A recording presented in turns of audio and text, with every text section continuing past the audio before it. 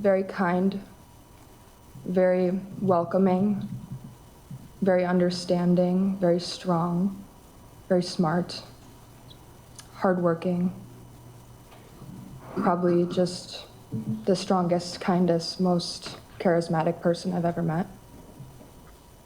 Is this hard for you today? Yes.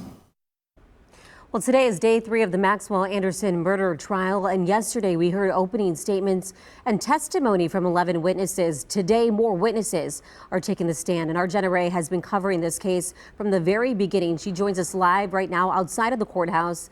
And Jenna, what have you heard so far on day 3?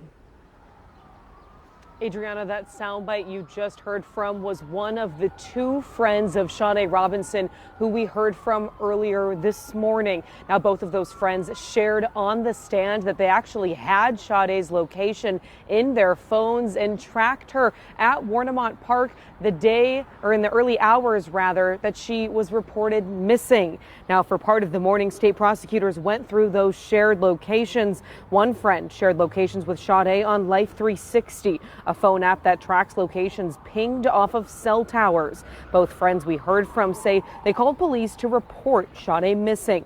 We also heard from several law enforcement officers who investigated the missing reports. One of the detectives who testified this morning says she had heard about a missing leg found in Cudahy earlier that day. It was hours later that she actually did a welfare check at Sade's apartment. At some point, did you connect the welfare check that you had done at Sade's apartment with the human leg? I did. It was more just a funny feeling. When I clicked on that call, I saw this suspicious car fire, and the owner hadn't been located. The owner was Sade. In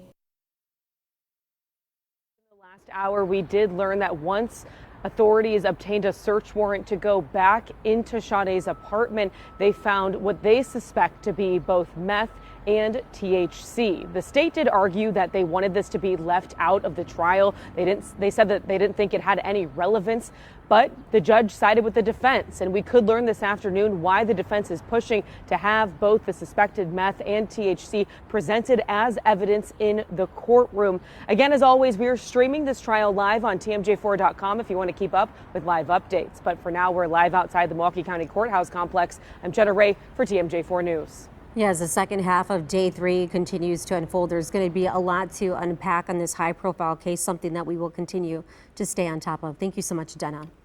And Anderson's trial is expected to take at least a few weeks, and TMJ4 will once again cover it until the very end.